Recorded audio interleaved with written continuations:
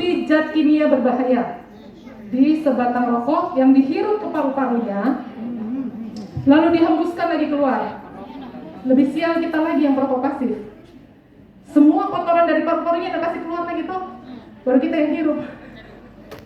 Makasih panjang kalau udah merokok. Tapi Bapak Ibu, kalau di tempat umum dan itu tempat tidak boleh merokok, ada orang merokok, jangan segan kita yang tegur. Dia yang merampas haknya kita yang harus berani tegur dia. Sorry saya agak emosi kalau cerita ini.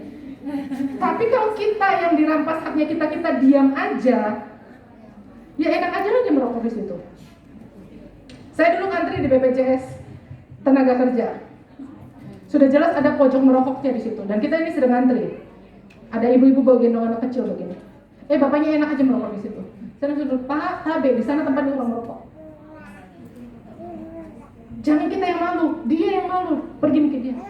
Karena semua orang lain mending. Nah, ada anak bayi di situ, dia enaknya merokok. Sudah jelas-jelas ada tempat merokoknya di sana. Pergi ke situ, jangan rampas hakku untuk menghirup udara bebas.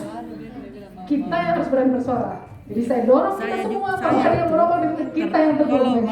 Bukan kita yang harus, kadang-kadang kita ini tidak enak, malu kita. Enak, sesak nafas karena biar di rumah aku tidak ada siapa rokok. Tidak ada tuh merokok saya di rumah. Kenapa? Karena kandungan rokoknya itu menekan fungsi makrofag. Makrofag itu apa sih? Jadi kalau yang era zaman saya sesak nafas, Pac-Man, games zaman dahulu yang makan makrofag itu fungsinya memakan semua zat asing, virus, bakteri yang masuk ke paru-parunya kita, ke sistem tubuhnya kita. Kalau makrofagnya ini lemah fungsinya, berarti dia tidak bisa makan itu kuman TB. Dia nggak bisa makan itu virus-virus yang masuk. Karena banyak nikotin rokoknya itu menekan makrofagnya itu nggak bisa melawan.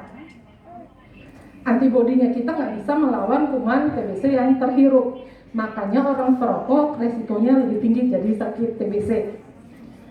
Kita nggak merokok, tapi kita perokok pasif. Ya sama, makrofagnya kita tidak bisa melawan kuman TBC. Gitu. Jadi kalau ada pada perokok, ini saya nggak akan bahas panjang. Ya, perlu kita lakukan. Sayangnya PAL nggak berjalan dengan baik ya. Ini namanya praktisi pendekatan kesehatan paru. Coba lihat di puskesmas semua diagnosa batuk itu apa tulisnya? ISPA. Padahal nggak boleh nulisnya ISPA. Itu betul-betul harus dikategorikan ini pneumonia kah, ini paru, ini asma kah, ini bronkitis kah, ini TB kah. Itu maksudnya. Tidak boleh semuanya ISPA. Harusnya seperti itu. Jadi dia betul-betul dipisahkan. PPOK kah, asma kah, pneumonia kah, atau dia suspek TB. Sehingga bisa ditemukan juga kasus-kasus terduga TB-nya. Seperti itu ya. Nah, kalau orang, adakah UBM di puskesmas? Ada.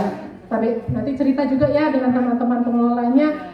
Nah, dia perlu ditanyakan, ditelaah, ditolong dinasehati dan ditindaklanjuti.